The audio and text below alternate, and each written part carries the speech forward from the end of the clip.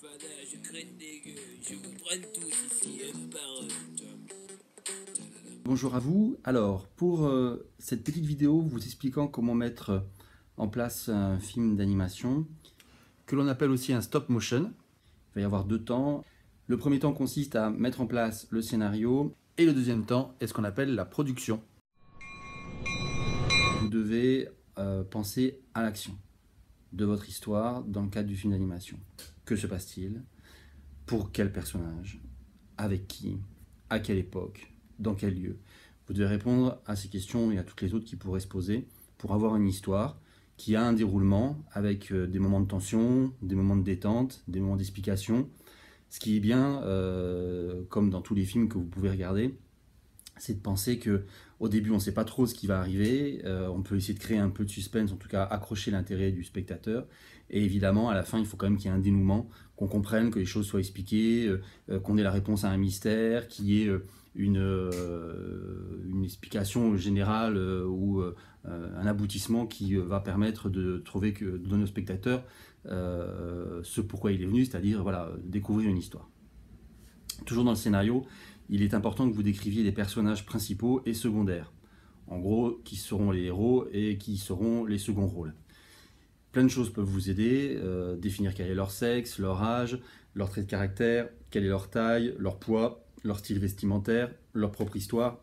Vous n'aurez peut-être pas le temps de rentrer dans tous les détails, vraiment de façon très aboutie, mais au moins sur une bonne partie, essayez de vous représenter ce personnage, même de vous y projeter, de prendre des choses qui sont de votre histoire à vous, de votre trait de caractère à vous, de votre style à vous. Il vous restera à la suite de ça deux choses à faire, toujours pour préparer la semaine de tournage.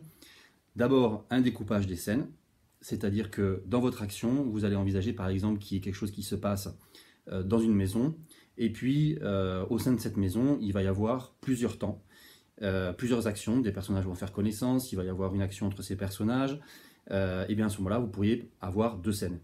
Et puis, toujours dans le même film d'animation, un peu plus tard, il se passe autre chose, j'en sais rien, dans une rue.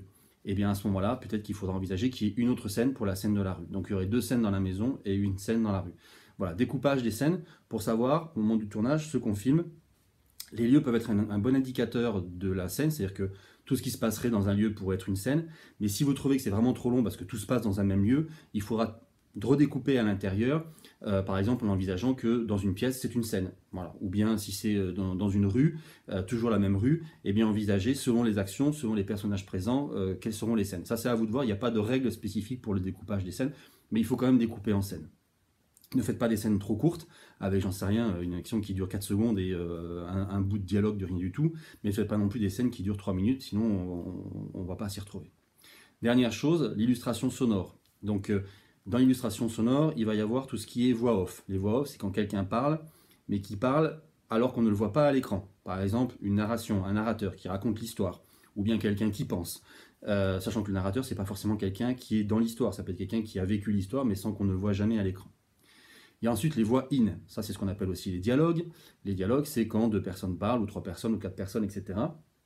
Et ça, il faudra le rédiger. Rédiger le texte de la voix off et rédiger le texte de la voix in. Qu'est-ce que chacun va dire? Donc vous comprenez l'importance d'avoir identifié les personnages avant, parce que une fois qu'on sait quels sont les personnages, on sait aussi ce qu'on va pouvoir leur faire dire. Aux personnages, évidemment, pour arriver à les retrouver dans ce qu'on appelle la continuité dialoguée, c'est-à-dire l'écriture des dialogues, vous aurez donc donné des prénoms ou des choses, des éléments pour identifier les personnages, comme ça on sait évidemment qui parle. Il reste deux choses à faire sur l'illustration sonore. Pensez au bruitage. Quand on est dans la rue, il y a des bruits, alors il faudra prévoir quels sont ces bruits et voir comment vous allez les préparer, les emmagasiner pour les avoir à disposition au moment du montage. Et puis aussi des musiques d'illustration qui peuvent être soit pour le générique de début, soit pour le générique de fin, soit pour l'histoire dans le film qui accompagne une action, qui va permettre de faire passer de l'émotion, qui va permettre de donner un rythme, etc. Vous allez avoir des lieux pour le film d'animation, qu'on appelle aussi les décors. Alors ça peut être la campagne, la ville, la montagne, la mer, dans un appartement, une maison, jardin, un balcon, une cuisine, une chambre, une voiture, un train, tous les transports possibles. Ça peut être sous l'eau, ça peut être dans un monument, sur un toit, dans une cave, enfin voilà, vous envisagez tous les lieux, et il faut tous les lister comme pour les personnages, parce que vous allez devoir ensuite les créer. Les personnages vont avoir besoin d'accessoires. Pour ça, donc, vous allez envisager du mobilier, des véhicules, des téléphones, des ordinateurs, des outils, de la vaisselle, tout ce qui sera nécessaire pour situer l'action et utile à cette action. C'est-à-dire que si par exemple le héros doit franchir un précipice et il a besoin d'une corde, donc vous allez envisager qu'il faudra une corde. Voilà donc les principales étapes qui seraient bien d'avoir bouclées avant mon arrivée le lundi. Il vous reste encore du temps, c'est-à-dire que si vous avez répondu à tout ça, enfin, rédigé tout ça, vous pouvez commencer la phase numéro 2 qui va consister donc à préparer les petits éléments dont vous allez avoir besoin pour faire l'animation. Pour cela, vous allez avoir besoin d'outils de bricolage, ciseaux, de plusieurs tailles, c'est bien pour faire les découpages plus précis, éventuellement un cutter avec une plaque à découper pour pas couper n'importe où, de quoi dessiner.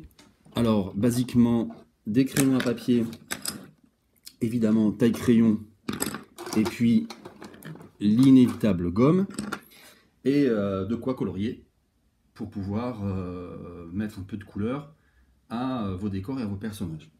Donc nous on va faire l'animation avec du papier. Ce qui serait bien, c'est d'avoir et du papier coloré et du papier blanc. Votre action se passe sur une plage de sable fin. On pourrait envisager que cette feuille de couleur jaune pâle soit la plage de sable fin. Je vais dessiner mon ballon, je le découperai. Voilà, je fais ça rapidement pour aller à l'essentiel, à savoir vous parler d'animation. Je peux également redessiner sur mon ballon pour lui donner un effet plus ballon. typique de ballottage, tout ça connecté la fibre. Il est gonflé au travail. 3 jours. Et après, comment ça va se passer? Eh bien, ça va se passer de la manière suivante. Pour faire l'animation, je vais placer mon objet à un endroit de l'image et le faire avancer. Mais à chaque fois, avant de le faire avancer, je ferai une photo. Donc là, mon objet est placé à cet endroit, je fais une photo. Il est placé à un autre endroit, je fais une autre photo. Placé à un autre endroit, je fais une autre photo. Placé à un autre endroit, je fais une autre photo, etc. etc. Et j'avance comme ça, étape par étape. Alors évidemment, à chaque fois, il faut que j'enlève la pince à épiler, ou bien mon doigt, si c'est mon doigt qui fait bouger l'animation, pour ensuite avoir le résultat que je vais maintenant vous montrer. Alors, pour réaliser la petite animation que vous venez de voir, moi j'ai utilisé l'iPad avec lequel je suis en train de faire cette vidéo, mais pour des raisons de facilité, vous utiliserez un autre matériel, en l'occurrence cette petite caméra que l'on fixera sur un pied afin de pouvoir la placer comme on veut à l'intérieur pour le tournage. Et ensuite, une fois que tous les éléments sont prêts de décor, les personnages, etc., vous pourrez donc faire photo par photo avec ce matériel-là. Et quand on aura fini, ce sera l'étape du montage que vous réaliserez donc sur des iPads. On a une application qui s'appelle Pinnacle Pro qui permet donc de réaliser du montage vidéo.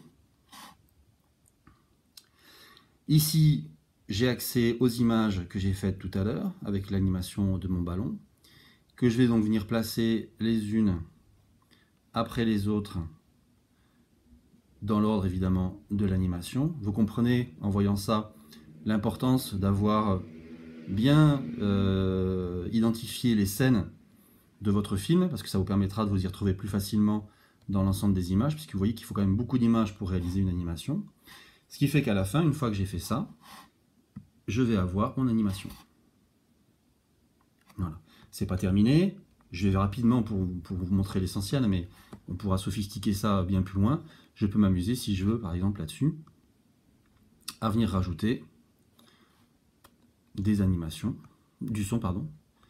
On est à la plage, donc hop, pourquoi pas le bruit des mouettes, que je peux replacer où je veux. Voilà. Évidemment, c'est très court. Il y a très peu d'images. Évidemment, plus il y a d'images, plus sera longue l'animation. Pour ce qui est des dialogues, c'est vous donc qui ferez aussi les voix, au même titre que vous aurez fait les dessins, les découpages et l'animation. Et pour faire les voix, donc, on utilisera un micro. Alors, ce ne sera pas exactement celui-ci, mais le principe est le même. Micro qui sera branché donc à l'iPad, dans lequel seront enregistrés les sons, les dialogues que vous aurez écrits. avec vous pour les interpréter, pour venir les dire devant le micro, et ensuite, sur le logiciel de montage que je viens de vous montrer, vous placerez, vous positionnerez les sons. À la fin de l'animation, qu'est-ce qui restera?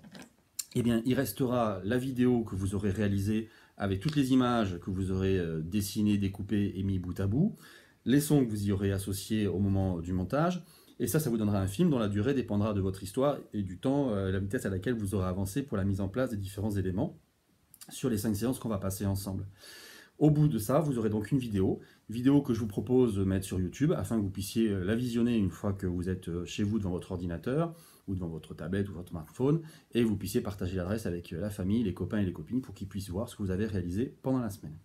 Voilà, on se retrouve très bientôt pour passer à l'action, pour démarrer le tournage de ce film d'animation. J'espère que tout ça vous plaira bien et je me réjouis d'avance de vous retrouver. Bonne journée!